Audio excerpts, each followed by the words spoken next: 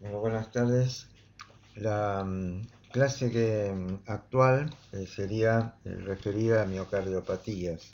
Las miocardiopatías, como para empezar a introducirnos en el tema, consisten en una definición, podría ser una definición semántica, una enfermedad del músculo cardíaco, en un sentido muy amplio.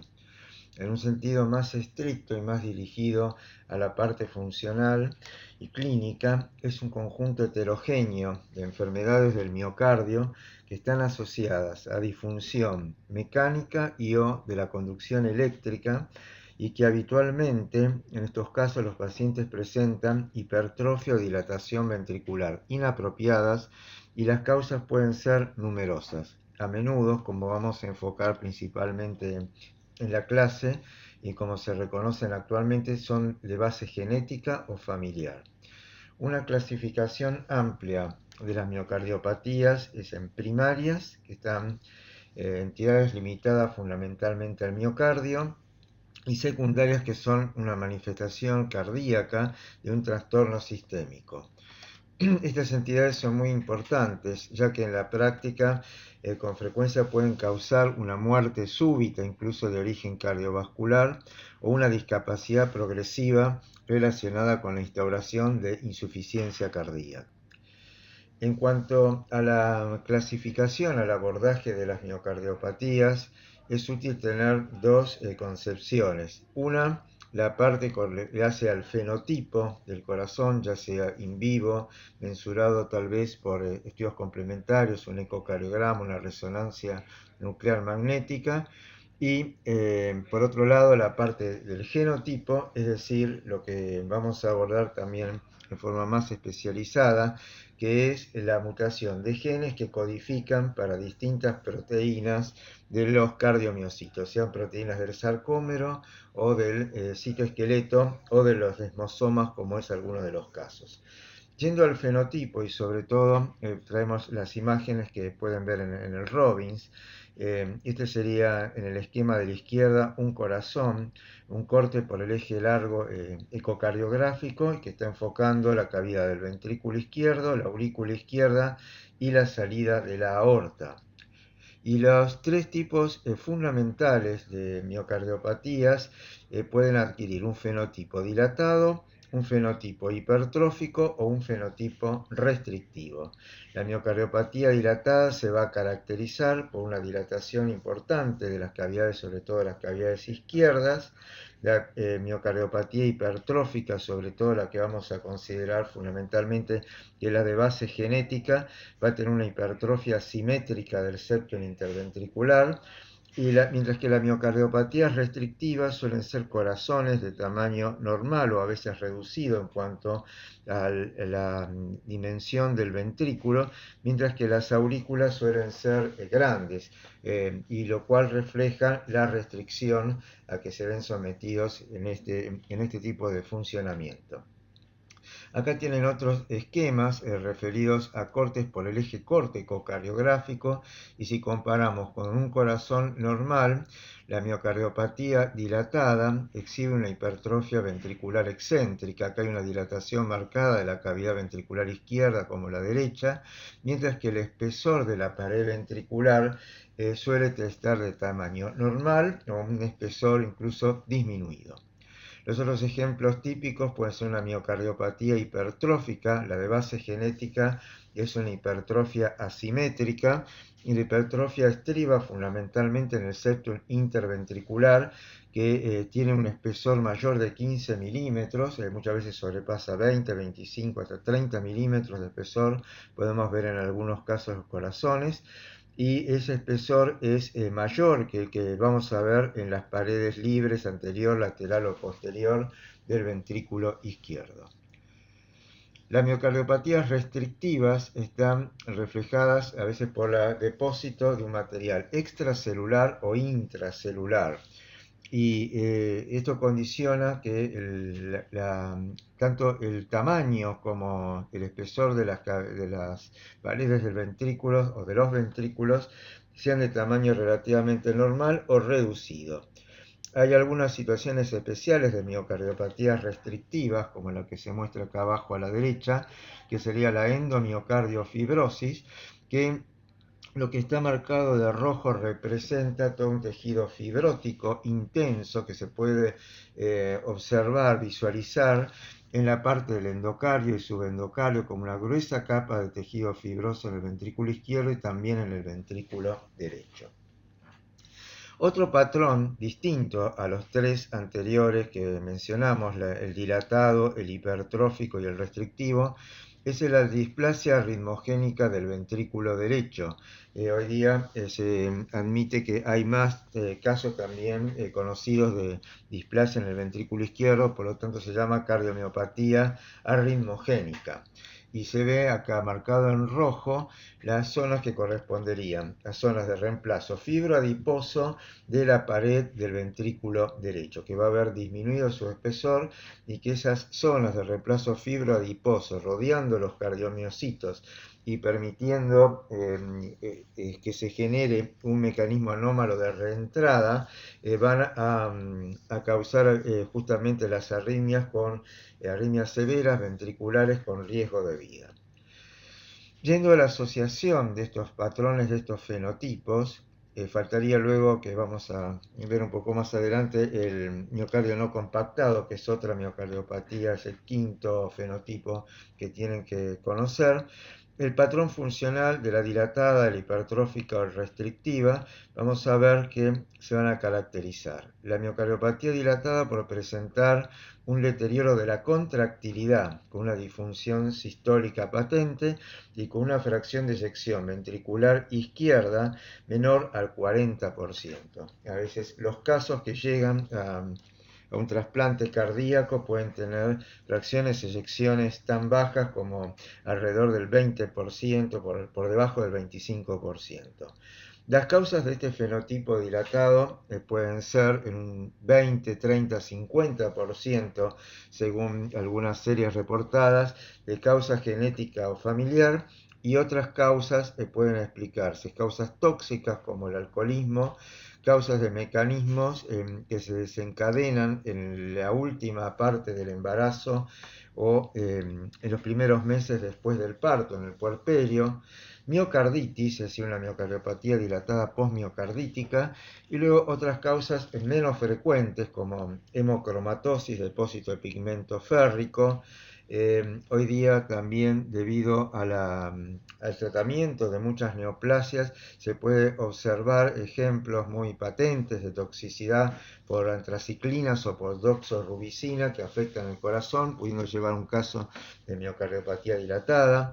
La sarcoidosis, que está introducida en esta tabla, es una miocarditis de tipo granulomatosa, y la causa de miocardiopatía dilatada idiopática es cuando no se conoce el mecanismo realmente que ha llevado a desencadenar este tipo de cuadro.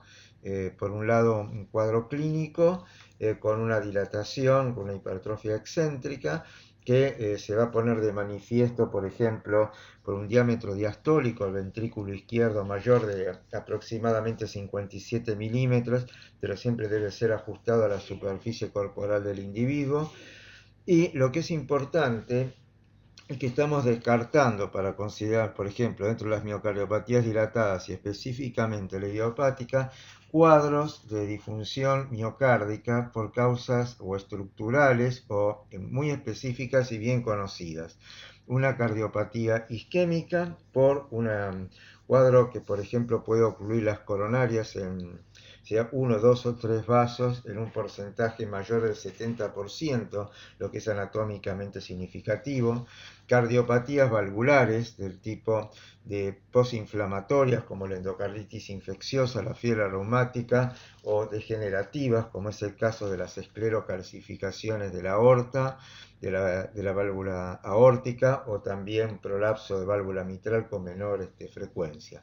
También una hipertensión arterial sistémica refractaria al tratamiento, con un tratamiento inadecuado o con abandono del mismo, puede llevar a una cardiopatía de tipo hipertensiva, que en una primera fase es una cardiopatía de tipo hipertrófica concéntrica, pero que en algunos casos a nivel del seguimiento a largo plazo puede hacer también una hipertrofia excéntrica. Y las cardiopatías congénitas, por supuesto, donde hay un defecto estructural patente que puede condicionar lógicamente la dilatación cardíaca. Segundo patrón funcional, miocardiopatía hipertrófica. Acá el deterioro es la distensibilidad cardíaca, es un ejemplo de disfunción diastólica. La fracción de eyección en el caso de la miocardiopatía hipertrófica puede oscilar del 50 al 80%. Y básicamente lo que vamos a enfocar es la miocardiopatía hipertrófica de base genética o familiar. Cuadros diferenciales, por supuesto considerar la cardiopatía que lleva a la hipertrofia por una hipertensión arterial o por otro mecanismo que sería la estenosis de la válvula aórtica, principalmente una válvula esclerocalcificada. Tercer patrón funcional, nos referimos a la miocardiopatía restrictiva. La fracción de eyección ventricular izquierda va a oscilar entre un 45 y un 90% dentro de los márgenes aproximadamente normales, pero acá lo que está deteriorado es la disfunción diastólica. Básicamente las causas principales de miocardiopatía restrictiva son la amiloidosis, también la endomiocardio-fibrosis, que es la que está presentada acá en el esquema, se observa con relativa frecuencia. Y otras causas pueden ser la radioterapia que induzca una fibrosis tanto del pericardio como del endocardio, y siempre va a quedar una proporción de casos que no tienen una etiología bien esclarecida y que entran dentro de una miocardiopatía restrictiva de tipo idiopática. ¿Con qué hay que hacer un diagnóstico diferencial desde el punto de vista clínico y yendo a la caracterización estructural de la miocardiopatía con la constricción pericárdica, con una pericarditis crónica constrictiva?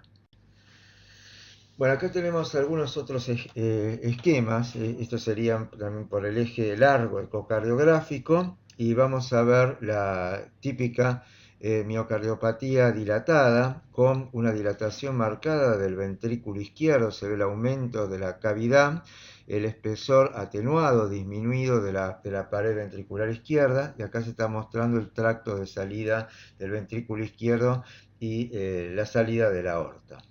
Este esquema tendrán que observarlo en función también de, por ejemplo, un ecocardiograma, donde se ve acá el ejemplo de una miocardiopatía dilatada con un aumento acá del diámetro patente de la cavidad ventricular izquierda y con el espesor ese disminuido de las paredes, y también en general con trastornos de la motilidad parietal y la consiguiente disminución de la fracción de eyección ventricular, todo lo cual conforma bien el diagnóstico de miocardiopatía dilatada. En el caso de la miocardiopatía hipertrófica, la que generalmente se asume la de causa genética es una hipertrofia del septum interventricular y asimétrica. Esto significa, representa que lo que está engrosado en forma más desmesurada es el septum interventricular, mientras que las paredes libres tal vez tienen cierto engrosamiento, pero en proporción menor a la hipertrofia manifiesta del septum. En un tercio de los casos, esta hipertrofia septal puede obstruir el tracto de salida del ventrículo izquierdo, produciendo una obstrucción a ese nivel, que en general algunos de los tratamientos que se preconizan son incluso la resección de parte del septum interventricular, lo que se denomina miomectomía, o incluso también hay algunos tratamientos como por ablación por alcohol, que también se han utilizado para producir justamente una reducción de ese músculo septal que justamente está causando una obstrucción al tracto de salida. La hipertrófica también tiene otra variante. A veces hay etnias como en Japón, en Oriente, que tal vez hay más casos reportados, que es una hipertrofia de la localización apical, del ápex ventricular. y entonces es como una forma particular de miocardiopatía hipertrófica, pero con una localización apical. Acá se ven en el ecocardiograma, también por el eje largo, en que está señalado que una miocardiopatía hipertrófica, justamente lo que redunda, lo que está aumentado característicamente es el septum interventricular, y lo que hace sospechar este tipo de patología. Atención, porque uno de los diagnósticos diferenciales en la clínica, en la práctica, es entre una miocardiopatía hipertrófica de este tipo de base genética o familiar versus una miocardiopatía restrictiva. A veces son condiciones donde se hace una biopsia endomiocárdica justamente para establecer si el patrón histológico corresponde más a una miocardiopatía de tipo hipertrófica con las situaciones, los hallazgos citológicos característicos de hipertrofia, desordenamiento de los miocardiocitos, fibrosis y alteraciones vasculares, o a una miocardiopatía restrictiva en general. Muchas de ellas se presentan con un depósito de un material extracelular como el amiloide o intracelular como puede ser glucógeno, hierro u otros elementos, mucopolisacáridos, etc. La imagen esta que está acá, la última, a la derecha en el esquema, representando con amarillo una zona más amarillenta, en realidad intenta reflejar un reemplazo por tejido adiposo, fibra adiposo, en distintos sectores que predominan en la pared del ventrículo derecho, que se ve muy adelgazada. Esa sería la situación de la displasia ritmogénica del ventrículo derecho, displasia arritmogénica del ventrículo derecho, pero que hoy día se denomina cardiomiopatía ritmogénica, y justamente lo que puede suscitar son arritmias ventriculares severas con riesgo de muerte súbita cardíaca. El otro ejemplo que está acá, que lo vamos a ver al final un poco de esta presentación, es el miocardio no compactado, en las siglas en inglés, pero lo que se intenta ver es una hipertrabeculación, se da más en el ventrículo izquierdo, sobre todo en las paredes lateral y en el ápex ventricular y en los cortes más apicales, más cercanos a la punta del corazón, y es una persistencia de un patrón embrionario que supera, digamos, en el espesor al miocardio compacto normal que tendría que tener ese corazón. Bueno, las formas de encarar la clasificación de las cardiomiopatías, por un lado, podemos considerarlas secundarias, que son, como se había dicho en la primera definición, enfermedades sistémicas que comprometen el corazón, y por otro lado, como cardiomiopatías primarias, que son entidades con afectación del miocardio ventricular. Básicamente, sin tener que dominar estas clasificaciones, un poco para tener una idea de la orientación, tanto la de arriba, la superior, es la clasificación de la Asociación Americana de Corazón, y la de abajo la clasificación europea. Siempre hay algunas discordancias entre los distintos consensos. Básicamente la clasificación americana, digamos que intenta taxonomizarla, establecer una clasificación basándose en una etiología de tipo genética, en una etiología de tipo adquirida o en unas causas mixtas de las miocardiopatías. Mientras que la clasificación que se utiliza en la Asociación Europea de Cardiología ingresan, digamos, a la misma por el fenotipo, es decir, si el fenotipo es hipertrófico, dilatado, arritmogénico, restrictivo, o entran las no clasificadas, como podría ser el miocardio no compactado. Y luego se define si hay un elemento, una etiología de tipo genética, una mutación en un gen determinado, una incidencia familiar, o no hay una causa esclarecida de tipo genética, y serían las que entrarían como causa no genética o no familiar. Yendo un poco a desgranar un poco cuáles son las entidades más importantes, está la miocardiopatía dilatada.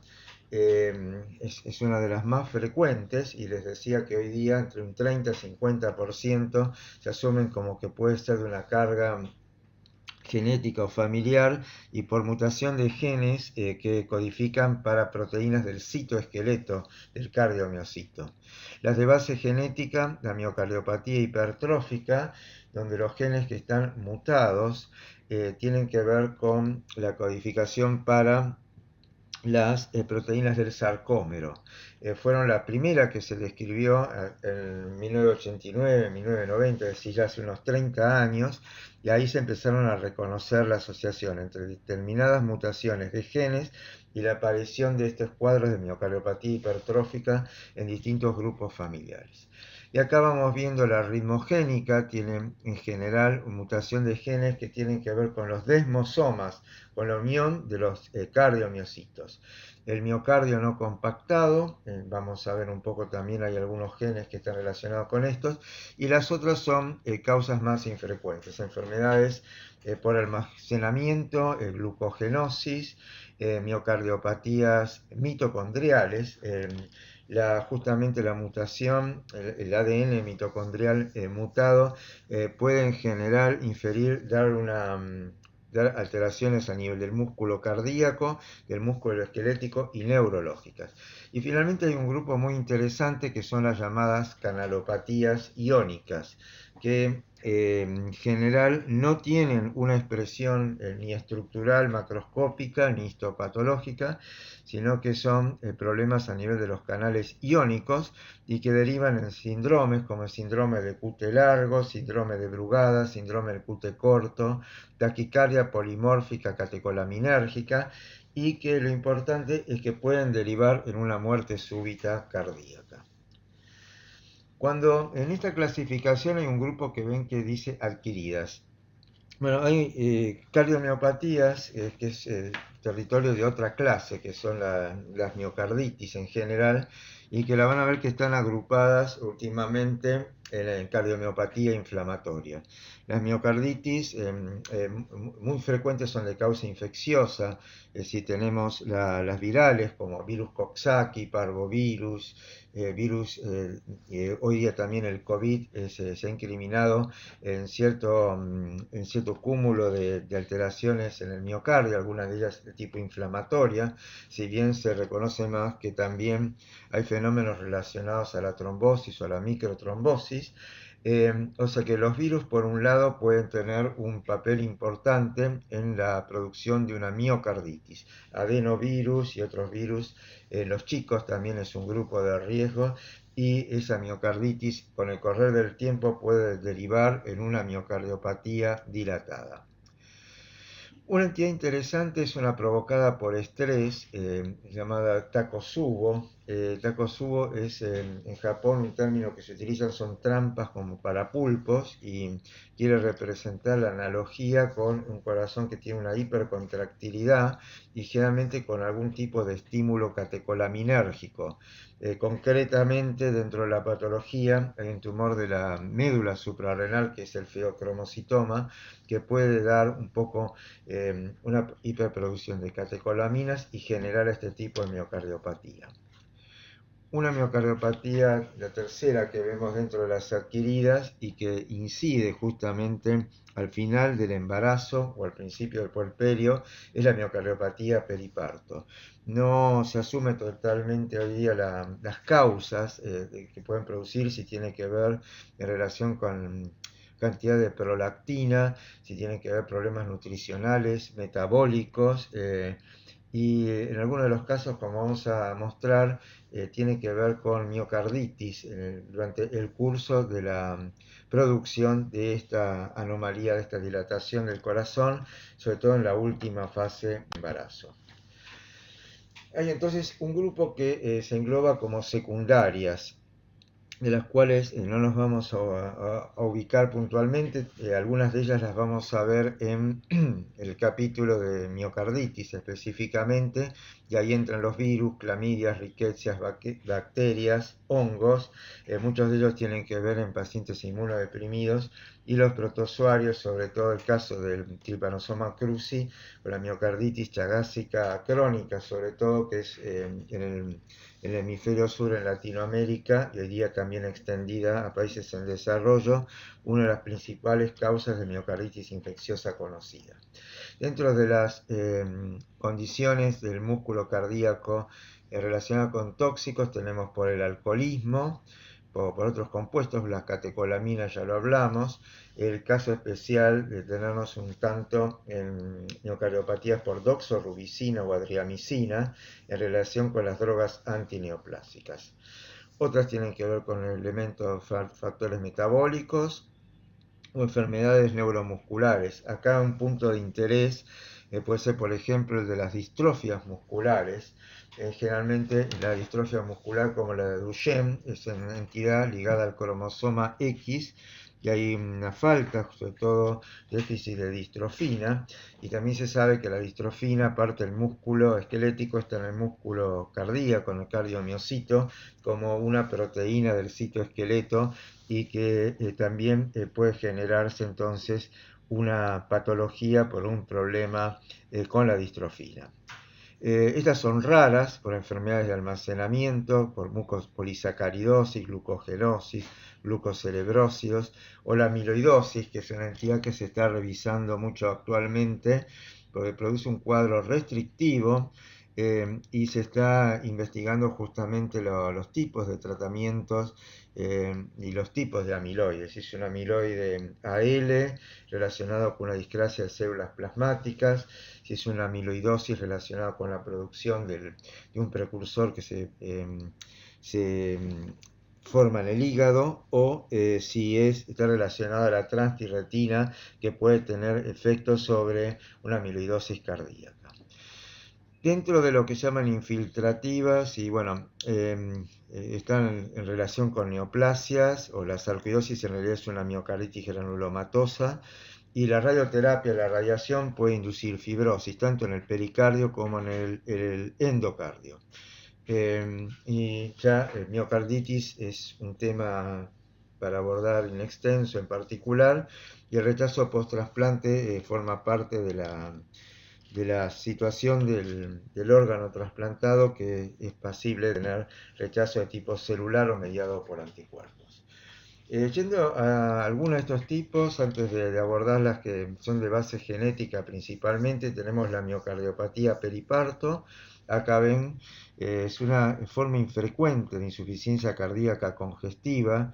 La etiología no está totalmente aclarada, y el punto de mayor incidencia es en la última etapa del embarazo o al principio, en los primeros meses del puerperio. En general, esto es una persona, una mujer, que no tenía una causa identificable de insuficiencia cardíaca congestiva, no había una cardiopatía previa antes del embarazo o durante el curso del mismo, y en general se presenta con una disfunción sistólica ventricular izquierda, que con disminución de la fracción de eyección o de la fracción de acortamiento, que se puede objetivar por el ecocardiograma. Bueno, en algunos de los casos, estos son biopsias correspondientes a pacientes que se han tenido un seguimiento durante el embarazo y el desarrollo de la miocardiopatía, y que vemos los criterios típicos de miocarditis. Un cardiomiocito dañado por un infiltrado predominantemente mononuclear y seguramente linfocitario. Acá los linfocitos T, los CD8, son los que particularmente suelen predominar en este tipo de infiltrados. Acá es una biopsia en otra zona alejada, donde se ve las secuelas de esta miocarditis, ya reparándose por tejido conectivo denso, dando una fibrosis focal. Estas son otras pacientes con un poco el mismo tipo de cuadro histopatológico, o sea que hay cierta correlación o mayor incidencia de miocarditis dentro del marco de esta miocardiopatía periparto. Una miocardiopatía que también mencionamos es la alcohólica. en general, dentro de la toxicidad por el alcohol, también puede afectar el corazón, puede ser por toxicidad directa, por aditivos como el cobalto o por déficit de elementos como el magnesio, el potasio o la tiamina. El cuadro macroscópico histológico de la miocardiopatía alcohólica es indistinguible prácticamente del de la miocardiopatía dilatada idiopática, es decir, que no tienen hallazgos específicos. Y un grupo interesante, sobre todo hoy día que está muy en boga, muy en desarrollo el tema de la cardiooncología, es todas las afectaciones del corazón relacionadas por las drogas antineoplásicas, entre ellas están las antraciclinas, y lo que pueden producir dar una presentación aguda o una presentación luego de años después de la exposición. Generalmente se van a ver cierta vacuolización, de cambios degenerativos por dilatación del retículo sarcoplásmico y pérdida de miofibrillas de elementos contráctiles. Este era un caso de una paciente trasplantada, donde bueno, hay dos elementos llamativos, es decir, había un antecedente firme de quimio-radioterapia. Vemos que la presentación es más de tipo una dilatación de la cavidad izquierda con un espesor ventricular prácticamente dentro de los parámetros normales o un poco reducido, una fibrosis, ven, más acentuada en el septum interventricular. Acá, por ejemplo, en esta imagen se puede ver una fibrosis en el septum interventricular. Y también lo que tendría adicionalmente es algo que a veces se puede dar una imagen, a veces el diagnóstico es medio fronterizo, borderline, el que decíamos el miocardio no compactado. Esta hipertrabeculación también puede corresponder a esa entidad que no está del todo encasillada o clasificada, que es un miocardio no compactado y que puede ser también una consecuencia de todos estos fenómenos de remodelación ventricular a partir de una anoxia determinada. Como sea la cuestión, esta es una miocardiopatía dilatada o un antecedente firme, concreto de quimio-radioterapia por un tumor, y este es el explante biventricular de una paciente joven, una adolescente que fue sometida a trasplante cardíaco. Las imágenes, esto corresponden a biopsias por toxicidad por drogas, antraciclinas, doxorubicina, corresponden a esta vacuolización que presentan acá en los cardiomiocitos, intersticialmente con edema y tejido grosso. Bueno, y enfocamos ahora un poco con este diagrama de conjuntos, un poco las entidades principales en las cuales se reconoce hoy día una base genética. Hay dos que son las que sobresalen por su prevalencia, por su incidencia, que son la cardiomiopatía dilatada y la cardiomiopatía hipertrófica de base genética. Ya de ellas hablamos en la introducción acerca del fenotipo que adquiere el corazón dilatado con hipertrofia ventricular excéntrica y la cardiomiopatía hipertrófica con un septum interventricular asimétrico o engrosado en relación a las otras paredes del ventrículo izquierdo y por supuesto el ventrículo derecho. La miocardiopatía restrictiva tiene un peso específico mucho menor dentro de la estadística, de la casuística, son entidades que son mucho más infrecuentes. Y ven que acá hay cierta y puede haber cierta superposición, y en esto tiene que ver la genética. Es decir, por ejemplo, hay mutaciones, específicamente la troponina I, algunas que se conocen, que pueden generar un fenotipo de tipo hipertrófico o restrictivo. Y vamos a ver algún caso en particular donde esta superposición se ve ese fenotipo restrictivo, pero con un patrón histológico de miocardiopatía hipertrófica.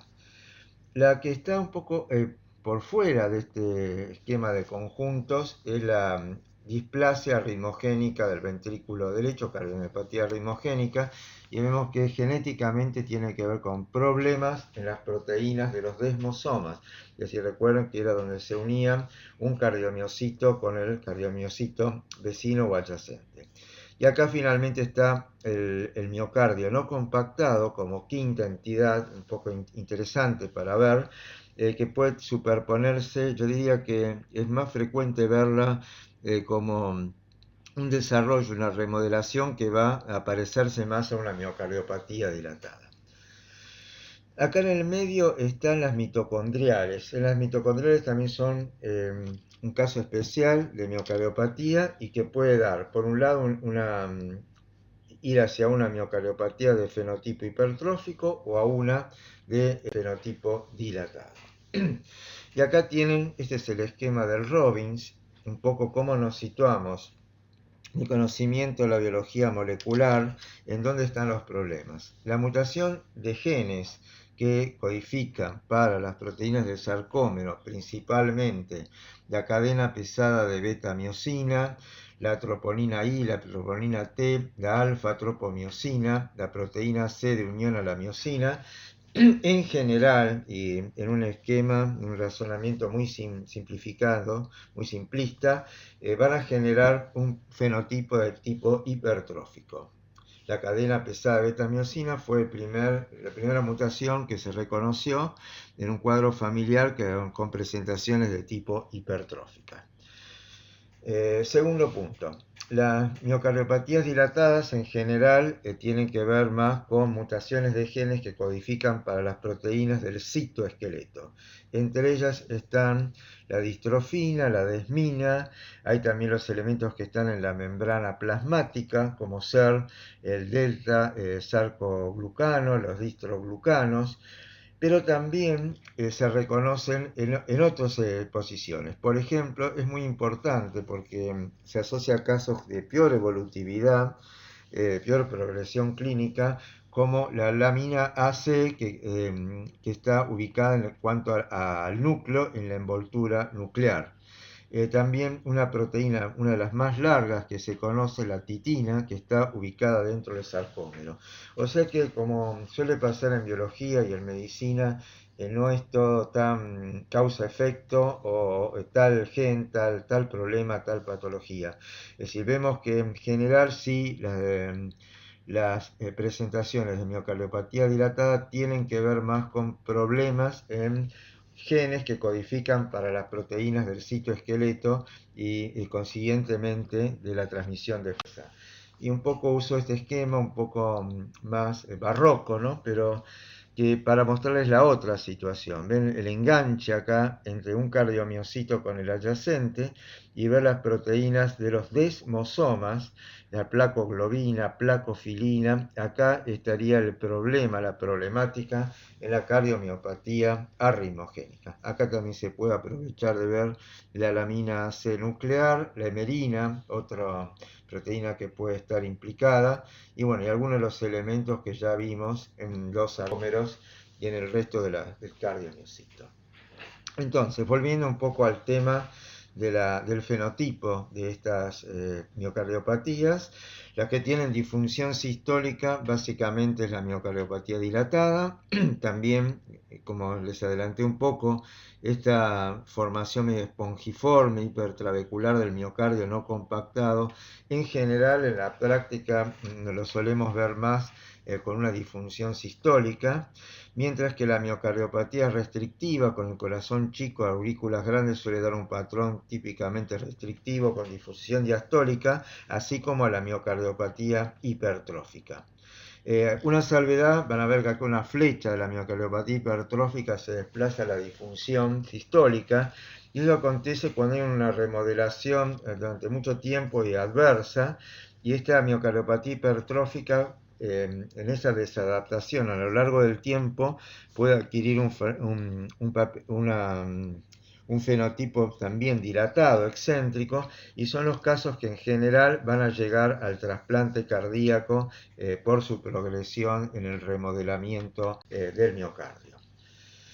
Entonces, las dos principales que tienen que conocer, la miocardiopatía dilatada, la miocardiopatía hipertrófica. En nuestra concepción, la miocardiopatía hipertrófica nos enfocamos en las de causas genéticas, problemas en las proteínas del sarcómero que ya identificamos. Y acá, ¿qué acontece? Hay una anomalía en la transferencia de energía de las mitocondrias al sarcómero y o una disfunción sarcomérica directa. Entonces, desde el punto de vista histopatológico y en el corazón, lo que vamos a encontrar es una hipertrofia significativa, lo que da el nombre a la patología, una hipertrofia del septum asimétrica, desorganización de las miofibrillas, fibrosis intersticial y de sustitución, placas, generalmente en la salida del ventrículo izquierdo, y vasos septales engrosados. Clínicamente puede llevando a la insuficiencia cardíaca, pero también precipitar una muerte súbita, dar cuadros de arritmias importantes o accidentes cerebrovasculares. Y desde el punto de vista clínico en el tratamiento y de la prevención se plantea, y hay muchos consensos y guías y discusiones, cuándo es conveniente implantar un marcapaso, un cardiodefibrilador, en qué tipo de pacientes y por el riesgo justamente de la muerte súbita. La miocardiopatía dilatada, decíamos que hay causas no genéticas, es decir, el periparto, el alcohol, las idiopáticas, la miocarditis, pero un 20-50% de los grupos que tal vez más la han estudiado a fondo, hay distintas proteínas que en general son relacionadas con el citoesqueleto, ya las identificamos de alguna manera, pero también hay del núcleo, del sarcómero, de las membranas celulares o de las mitocondrias. O sea que ven que todo esto es una heterogeneidad en el tipo de proteína que puede estar relacionada. Y acá la cuestión que falla es la anomalía en la generación o la transmisión de la fuerza y en la señalización de los miocardiocitos. El fenotipo va a dar la hipertrofia con dilatación, una fibrosis intersticial moderada y trombos intracardíacos. Como la evolución natural es hacia también a una remodelación con hipertrofia, dilatación, muerte de los cardiomiocitos por distintos mecanismos, y son casos que, si bien se han mejorado mucho los tratamientos, también apuntan a que pueden llegar a derivar en un trasplante cardíaco. ¿Cuál es la prevalencia en general? Vamos a ver luego un poco. En los chicos es más infrecuente. En los adultos, por distintos screening, es decir, tamizaje, es decir, estudios de chequeos, se describe como que la miocardiopatía hipertrófica, clásicamente el número ronda 1 en 500 o 1 en 250, y también la miocardiopatía dilatada. Las demás son cuadros infrecuentes, la displasia arritmogénica ventrículo derecho 1 en 2000 a 5000, y afortunadamente las restrictivas y las canalopatías iónicas también la frecuencia es muy baja. Dentro de la población pediátrica, es decir, en general los chiquitos pueden estar más afectados por una miocardiopatía dilatada y la hipertrófica. Entre las dos superan el 90% de las condiciones.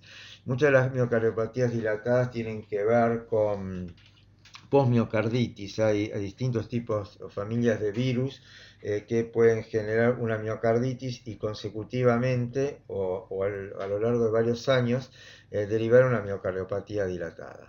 Son muy raras, como ven, las otras condiciones, las restrictivas y el miocardio no compactado. Un capítulo acotado para ponerlo en la perspectiva clínica o real es muerte súbita cardíaca. Todos deben estar alertados de lo que es muerte súbita en el deporte. Siempre, tiempo a tiempo, hay algún caso de muerte súbita en partido de fútbol, de básquet o en otra actividad. Y este era un artículo, pero trayéndole un poco el contexto de esta muerte súbita cardíaca en sujetos jóvenes, de 0 a 40 años. Y hay dos alas acá de etiología. Una causa identificada, principalmente puede ser un problema a nivel de las coronarias, aún en un individuo relativamente joven, una miocarditis de distinta etiología o una enfermedad estructural cardíaca. De las que estamos viendo y genéticas, la miocardiopatía hipertrófica se puede llevar un 10 a 15% de este 70%, y la displasia arritmogénica del 1 al 10%. Vean que estas dos, esto es importante porque en adolescentes que hacen deportes, en los clubes y demás, Los casos de muerte súbita habría que tratar de prevenirlos, tener un screening electrocardiográfico, incluso ecocardiográfico, tratar de poder demostrar anticipadamente estos factores de riesgo que justamente son los casos en que no está de alguna manera indicado o se indica justamente el cesar con sobre todo un entrenamiento en un deportista de alto rendimiento. Puede pasar que, y en este trabajo específicamente lo que hacía la identificación en autopsias, que no haya una causa estructural identificable, entonces un síndrome de muerte arrítmica súbita, enfermedades arritmogénicas, y acá entran las canalopatías iónicas, esas donde no hay nada estructuralmente demostrable desde el punto de vista patológico, macroscópico o histológico, pero sí se puede determinar de alguna manera mediante un examen, en este caso es un examen post-mortem con la extracción de ADN y un estudio genético, y determinar mutaciones que pueden de alguna manera aclararnos, en el caso que ha habido un caso de muerte súbita, si corresponde a un síndrome de QT largo, de Brugada, de taquicardia, etcétera, lo cual es importante para que, identificado ese caso, también poder estudiar ese grupo familiar. Se puede ver que el porcentaje de muerte súbita inesperada en jóvenes, en casos, en series post-mortem, ronda entre el 20 y pico al 30%, 25-30% pueden ser muerte súbita inexplicable. Autopsias negativas serían con un corazón normal, sin otros hallazgos histopatológicos en el corazón. No hay otras causas identificables como un tromboembolismo pulmón, tampoco en el análisis toxicológico, ni epilepsia, ni otra causa que justifique una muerte arrítmica. Bueno, y ahora vamos a introducirnos sobre todo de lleno en los 4 o 5 variantes principales de miocardiopatías de base genética. Vean la definición. Miocardiopatía hipertrófica sería la presencia de hipertrofia miocárdica en la ausencia de estrés hemodinámico que justifique dicho grado de hipertrofia. Ese estrés hemodinámico podría considerarse hipertensión arterial sistémica o una valvulopatía aórtica con una esclerosis y calcificación. Definiciones histológicas y llamativas es el desarreglo de los cardiomiocitos, todo en un entrecruzamiento de los cardiomiocitos de las miofibrillas.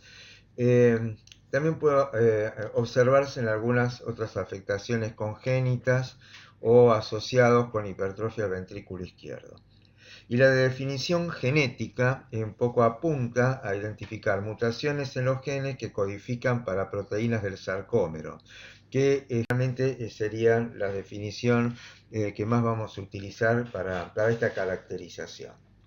Históricamente, la miocardiopatía hipertrófica fue descrita ya en el siglo XIX, pero más cerca en el tiempo, no tanto, pero más cerca, 1957-58, contemporáneamente se describe clínicamente la obstrucción funcional del ventrículo izquierdo, el tracto de salida del ventrículo izquierdo, y al año siguiente otro autor, que es un poco este trabajo, que está acá representado, describe las características anatomopatológicas de la hipertrofia asimétrica del septum interventricular en adultos jóvenes. Ven que tienen toda una hipertrofia desmesurada, tiene una forma como de plátano o de banana, así se lo describe, y ven que es uno de los ejemplos que causa como una obstrucción acá en la salida del ventrículo izquierdo.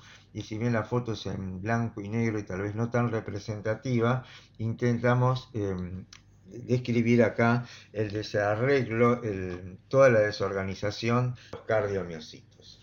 Un poco un punto de partida para todo lo que es este acercamiento de la genética a las miocardiopatías se da en las publicaciones de 1989-1990, donde se encontró la asociación la mutación del gen de la cadena pesada de la beta-miosina en un grupo familiares de cardiomiopatía hipertróficas. Con la publicación de sucesivos trabajos en los 10 años subsiguientes, se llegó siempre con un criterio un poco optimista y muy simplificado a que la miocardiopatía hipertrófica debería ser en general por defectos de genes que codifican para proteínas del sarcómero, aunque actualmente se conoce que estos mismos defectos genéticos pueden asociarse también con los otros fenotipos dilatados o restrictivos. La miocardiopatía hipertrófica en sí es de una prevalencia, digamos, de 1 en 500 o incluso menos, de transmisión autosómica dominante, y hay una gran cantidad de mutaciones, más de 1400 descritas en casi 20 genes relacionados con la estructura del sarcómero. Las principales tienen que ver con la cadena pesada de beta-miosina, con la proteína C de unión a la miosina, troponina T, troponina I y alfa-tropomiosina. Otras tienen que ver también con otras formas emparentadas que tienen que ver, por ejemplo, con acúmulo de glúqueno.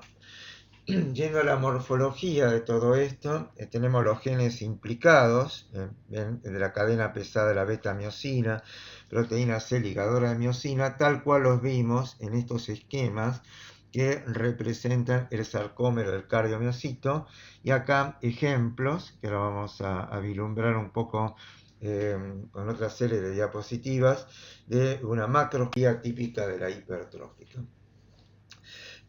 Se ven que entonces hay muchos defectos genéticos muy variables, y eso en general también da una heterogeneidad, una variante clínica a esta miocardiopatía.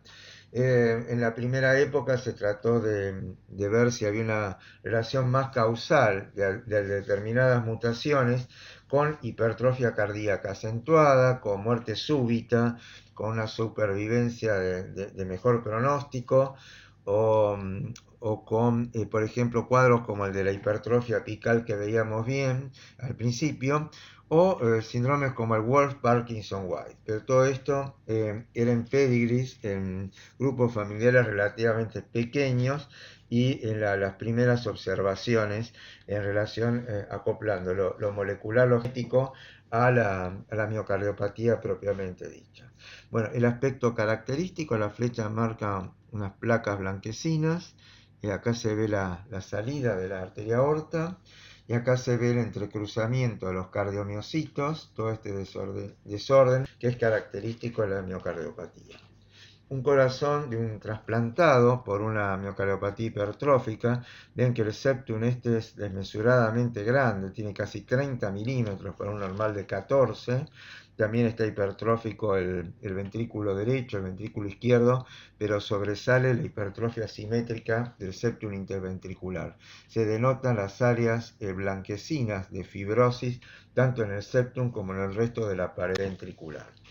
Y yendo a lo microscópico, lo histológico, lo que tienen que conocer es la hipertrofia de los cardiomiocitos, el desarreglo o desorganización de los cardiomiocitos, más allá que tengan distintos patrones entrelazados, formando verticilos o una espina de pez, una fibrosis intersticial y endocárdica prominente, más de un 20% en general del área que se puede considerar ventricular. Otras alteraciones significativas son de los pequeños vasos, como hipertrofia de la media, hiperplasia de la íntima, vasos de aspecto malformativo, o también los signos de isquemia crónica como la vacuolización y los microinfartos. Entonces, esto es lo que se ve histológicamente. Hipertrofia, mensurable por el diámetro de los cardiomiocitos, núcleos agrandados, hipercromáticos, halo claro perinuclear. Desorganización, entrecruzamiento de los cardiomiocitos, de las miofibrillas, la fibrosis de azul con el tricrómico importante, y también la vacuolización como cambios de tipo degenerativos hidrópicos que denotan un fenómeno isquémico en este miocardio. los vasos de aspecto displásicos o malformativos o amartomatosos. Estas son las 5 evidencias importantes, fundamentales del punto histológico que nos acercan a un diagnóstico de miocardiopatía hipertrófica, de toda esta hipertrofia de base genética. Bueno, acá tenemos un poco para ver, para revisar otros casos, también la hipertrofia de los cardiomiocitos, como lo que da el nombre a la patología, distintas formas de desorganización, tanto desde el punto de vista de la histología. Es importante emplear el tricrómico en la práctica clínica profesional, en la biopsia, ¿no? Porque en general nos permite visualizar mejor el grado de desorganización. Y también la desorganización ultraestructural también se manifiesta en un examen con el microscopio electrónico. La fibrosis es muy prominente, ven que se pierde gran cantidad de fibras y se da tanto en el miocardio como en el intersticio. Los pequeños vasos o vasos medianos tienen una hipertrofia de la túnica media, un engrosamiento parietal, y estas áreas así de tipo displásicas, es decir, con sectores de mayor afinamiento, como si fueran vasos mal formados. En general, si bien es una entidad relativamente frecuente, muchas veces los pacientes están estables, no asintomáticos, son portadores de una mutación de un gen, pero no experimentan durante su vida alteraciones significativas. En otro grupo pueden ir presentando un remodelamiento adverso, vimos que pueden ser pacientes de tener muerte súbita, arritmias, otras complicaciones. Y en el caso extremo, como el que vimos, el corazón es el de un trasplantado con una miocardiopatía hipertrófica genética, se llega a una disfunción patente con una fracción de eyección disminuida, es decir, que pasa de hacer una disfunción diastólica típica de la entidad a una disfunción sistólica que la acerca más a la funcionalidad de una miocardiopatía dilatada. Básicamente los estudios genéticos son para demostrar los genes que principalmente están mutados, el de la cadena pesada de la beta-miosina, el de la proteína C ligadora de miosina y los de la troponina, y son los que de alguna manera, o tropomiosina, se emplean más en un estudio genético actualmente. Vamos al segundo grupo. Miocardiopatía dilatada familiar. Se presume una transmisión genética, 20 a 50% de los casos. La hipertrófica era básicamente transmisión autosómica dominante. Esta varía, la autosómica dominante es más de un 70%, la recesiva un 20%, y hay una forma ligada al cromosoma X menos 10%, que es un poco también como pasa con la distrofia muscular de Duchenne y la que tiene que ver con el tema de la distrofia. Y hay una forma también mitocondrial. Clínicamente se presentan como una miocardiopatía dilatada pura, con toda lo que lleva los trastornos a la insuficiencia cardíaca, o también asociada a trastornos de conducción. Ya vimos que la afectación de las proteínas del citoesqueleto, como la desmina, actina, delta y beta-sarcoglicano, comprometen la transmisión de fuerza y causan el fenotipo dilatado. Pero también es importante la mutación de un gen de la envoltura nuclear, como vimos que es la lamina AC, que causa una miocardiopatía dilatada familiar asociada a trastornos de conducción. También se puede asociar con una miopatía esquelética y una distrofia muscular del tipo de Emery-Dreifuss.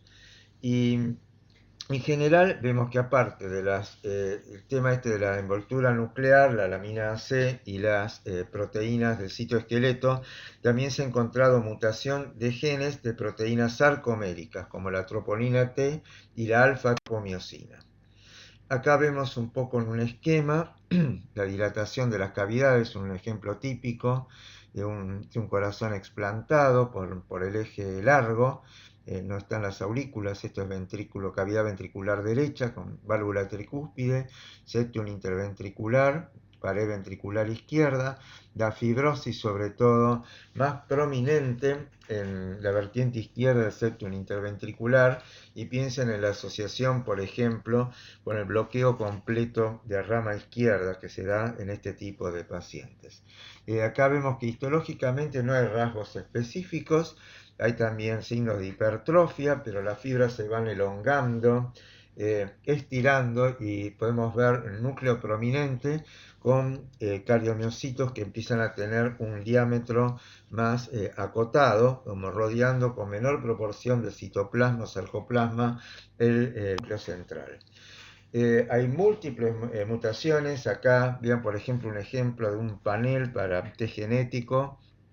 Acá la cantidad de genes que se pueden testear, por ejemplo, en un panel utiliza un testeo de 111 genes, y ya vimos un poco las proteínas implicadas. Las que están en rojo acá en este esquema que volvemos a repetir son las que tienen relación en general con la presentación del fenotipo de miocardiopatía dilatada.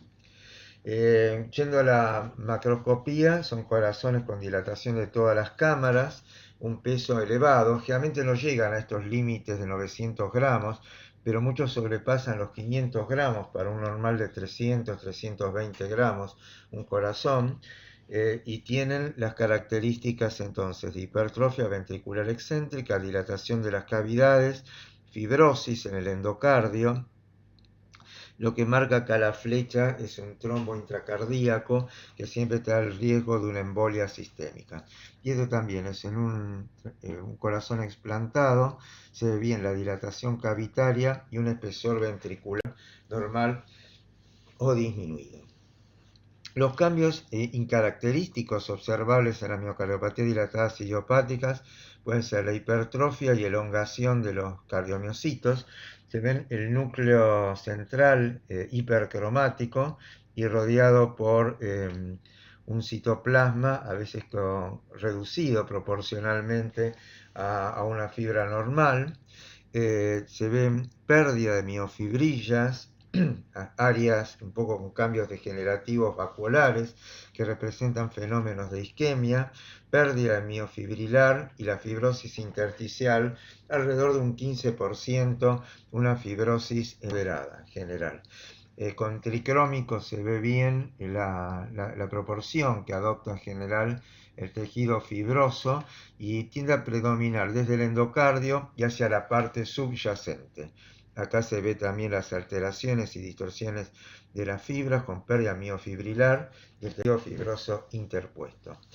En la ultraestructura se puede ver también esta pérdida de miofibrillas y en estos casos una hiperplasia mitocondrial prominente.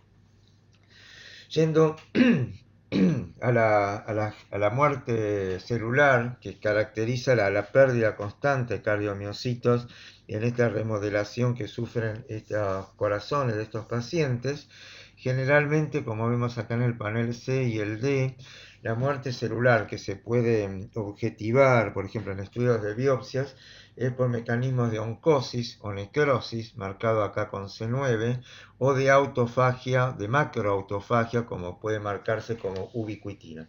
Se van perdiendo células y la remodelación implica un reemplazo por tejido fibroso y posteriormente una hipertrofia de los cardiomiocitos adyacentes. Eso lleva a un deterioro contráctil del corazón, una disfunción sistólica y la explicación de por qué se va acotando la supervivencia y la necesidad de establecer a veces un paciente, ubicar una lista de espera y realizar el trasplante cardíaco. Dentro del estudio genético, al igual que en la hipertrófica, acá lo que pesquisamos, sobre todo dentro de toda esa multitud de genes que se pueden testear, algunos de los más importantes son el de la lamina AC y el del sarcoglicano, que aparentemente tienen más correlación con formas más graves, más severas y arriesgadas de la entidad.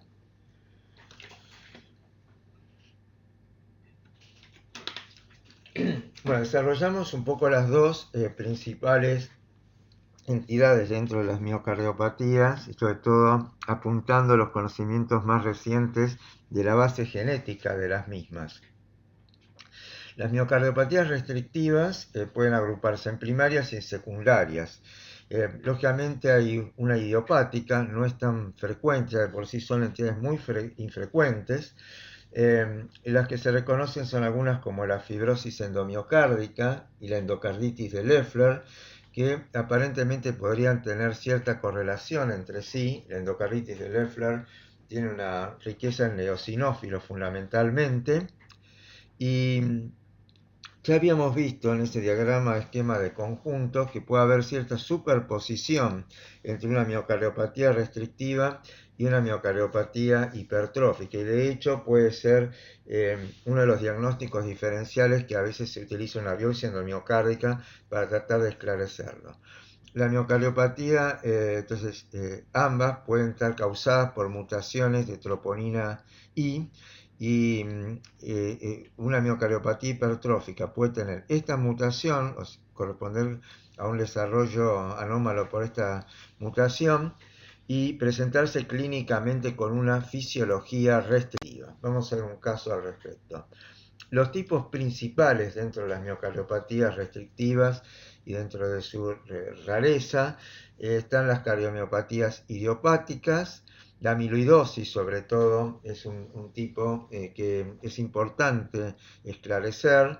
La endomiocardofibrosis y casos relacionados con los tratamientos del cáncer, de las neoplasias, radioterapia y efectos tóxicos por quimioterapia como las antraciclinas.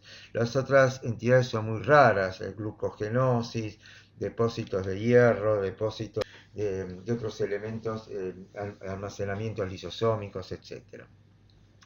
La forma obliterativa es la que se caracteriza por una fibrosis más importante a nivel del endocardio y da este corazón con tamaño prácticamente reducido, normal, y con aurículas que están grandes, es decir, llama la atención la dilatación auricular. Acá vemos más patente todavía un corazón relativamente, la parte ventricular se ve como sobrepasada en su tamaño por la dilatación vía auricular. En este caso se ve un desordenamiento de los cardiomiocitos, o sea que ese desarreglo de cardiomiocitos puede tener que ver con la génesis de la miocardiopatía. La fibroelastosis endocárdica alude a una miocardiopatía que es más de los chicos, y a veces chicos con trastornos congénitos, y como lo dice el nombre, fibroelastosis, tejido fibroso y fibras elásticas en el endocardio. Esta es una visión macroscópica histológica, y también se puede objetivar bien el tejido fibroso con un tricrómico y las fibras elásticas con una coloración pertinente para las mismas. Dentro de las fibrosis endomiocárdicas, una entidad interesante es la endomiocardiofibrosis, que fue descrita por Davis, un patólogo en Uganda, acá en este sector del centro africano, y que también asienta en distintos lugares tropicales, en África, pero también en zonas de Brasil, y se ven reportes también en el litoral de nuestro país. Las causas propuestas para la endomiocardofibrosis son múltiples, desde causas infecciosas, alérgicas, problemas nutricionales, hasta agentes tóxicos. Y algunos de los más curiosos se preconizan como, por ejemplo, que coincide geográficamente con la zona de cultivo de la tapioca o mandioca, la cazaba, como dice acá en esta tabla, y que eso podría ser una explicación a la aparición de esta fibrosis endomiocárdica. Otras etiologías postuladas tienen que ver bien con toxoplasmosis, con parásitos, miocarditis, eosinofilia u otras deficiencias. Y este es un caso de un trasplante por una fibrosis endomiocárdica, y se ve bien el patrón de fibrosis, tanto en el ventrículo derecho y sobre todo en el ventrículo izquierdo. Se ve como una gruesa capa de tejido fibroso blanquecino que se extiende en el endocardio y en el endocardio subyacente. El mismo tejido, que es el corazón explantado, llega hasta los anillos valvulares, y de hecho acá había tenido el paciente, antes de recibir el órgano trasplantado, un reemplazo en la válvula aórtica por una válvula mecánica porque la fibrosis comprometía el anillo valvular. Las miocardiopatías restrictivas, dentro de las más frecuentes, están alguna como una infiltración de un material extracelular, y la amiloidosis es una de ellas.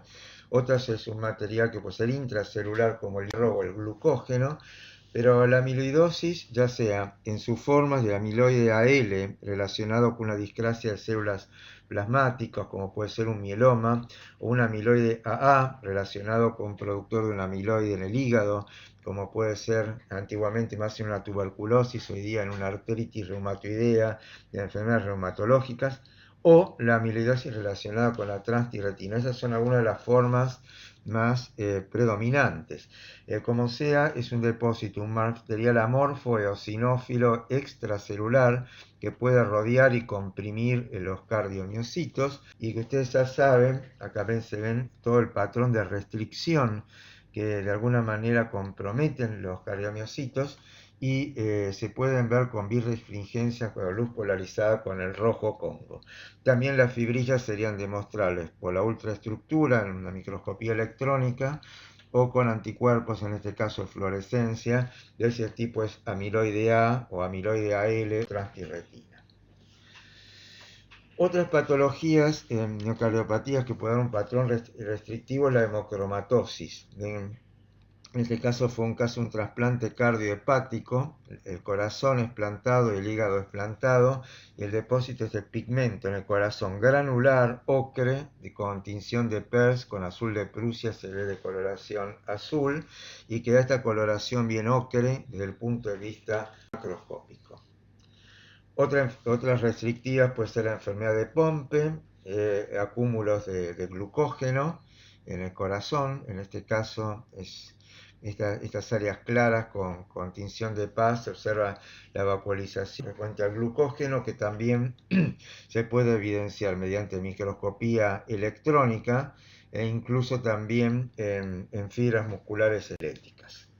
Y más raro aún, las mucopolisacaridosis, que como otro ejemplo de una miocardiopatía restrictiva, en algún caso con un aneurisma ventricular, con todo un material interpuesto entre los cardiomiocitos, con tricromo, y sobre todo en las válvulas, con Arcian Blue se podía ver cómo rodean células que se llaman células tipo gárgola, que son células histiocitarias con este citoplasma amplio, espumoso, claro.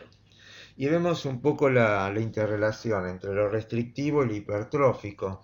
Un caso de trasplante, este es el corazón explantado, un corazón relativamente chico, con algún área más de hipertrofia en alguno de sus caras, pero vean que el septum interventricular estaba dentro de los parámetros de normalidad, o hasta tal vez algo más reducido, pero que en el patrón histológico, en una biopsia pretrasplante y luego en el corazón propiamente dicho, se vio todo un patrón que correspondía más con una miocardiopatía hipertrófica por el desarreglo, la hipertrofia, sobre todo con mucho desarreglo, que es lo que predomina en este caso, y con un fenotipo de presentación de tipo restrictivo. Entonces sería una miocardiopatía hipertrófica de base familiar con una presentación de tipo restrictiva en cuanto al fenotipo. Vean la extrema desorganización que se asume en todo este panorama histórico. La desorganización de los cardiomiocitos y los vasos anómalos, que también caracterizan a la miocardiopatía hipertrófica.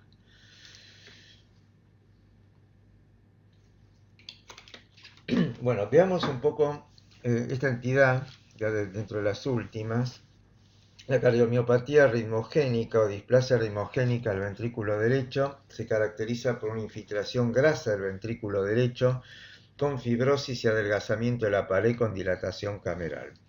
Es frecuente en algunas zonas de países mediterráneos como Italia, causa más frecuente de muerte súbita cardíaca en atletas jóvenes, en Estados Unidos también, y es una de las causas justamente de riesgo de muerte súbita en atletas, sobre todo con alto ritmo de entrenamiento.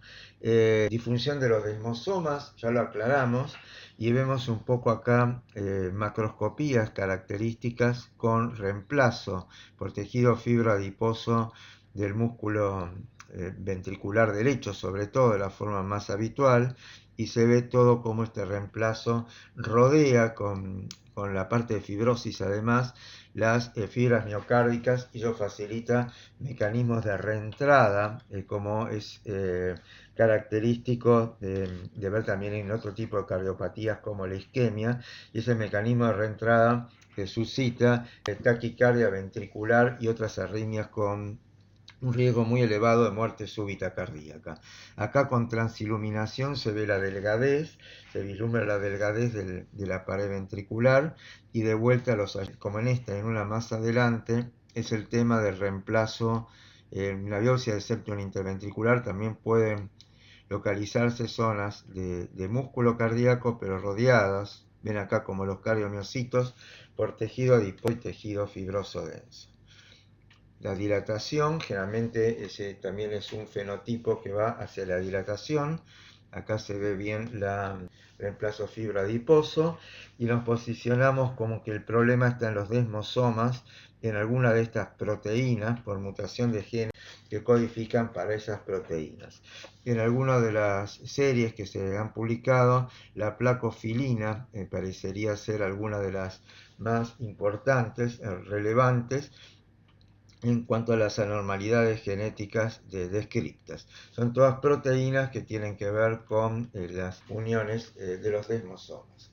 Y un tema muy interesante es también cómo puede incidir y por qué hay que de alguna manera impedir el entrenamiento de alta carga en personas que tienen este tipo de mutaciones, este riesgo, porque aparentemente habría una reprogramación de células progenitoras en el corazón que se desvían de formar células progenitoras cardíacas dentro de la tasa baja de formación que hay habitualmente en el corazón y que empiezan a formar células progenitoras de estirpe fibroblástica y de adipocitos. Entonces hay como una reprogramación de células madre hacia un perfil de tipo fibroblástico y adipocitos, lo que derivaría en ese reemplazo adiposo. Vean que la actividad deportiva entonces puede promover en general la expresión de este fenotipo, acelerar la progresión de la enfermedad y empeorar justamente tanto el remodelamiento ventricular, la cicatrización del miocardio y generar esas arritmias ventriculares con riesgo de vida. Acá se ve, esta es la imagen típica del Robbins, con un adelgazamiento de la pared del ventrículo derecho y lipomatosis y fibrosis. Y este es un caso, una chica trasplantada, joven, con una lipomatosis marcada en el ventrículo derecho, un adelgazamiento extremo y los cardiomiocitos rodeados por este tejido fibroso. Estos son biopsias de un paciente con cardiomiopatía ritmogénica que ingresa para estudiarse por electrofisiología, por arritmias, y se ve todo este contexto histológico de miocardiocitos rodeado por tejido fibroso adiposo. Las dos últimas. Las cardiomiopatías mitocondriales son causadas por mutaciones del ADN mitocondrial. En 1988 se hizo el primer reporte, se han descrito unas 50 mutaciones y estas entidades afectan tejidos dependientes del metabolismo oxidativo, como puede ser el músculo esquelético, el cerebro y el miocardio. Y el ADN mitocondrial es transportado solo por el ovocito y estas entidades son transmitidas por el enzima materna. En general, aparte del compromiso cardíaco que veíamos podría derivar hacia una miocardiopatía hipertrófica y o a una miocardiopatía de tipo dilatada, también pueden producir daño o alteraciones musculoesquelético y neurológicas.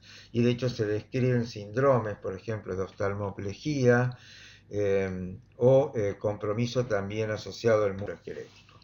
Y este es un caso real, concreto. La biopsia esta correspondía a una chiquita de menos de 10 años en este momento, el momento de la biopsia, con hipertrofia de cardiomiocitos de los núcleos, pero rodeados por un área granular y clara perinuclear y cierto grado ya acá de desorganización.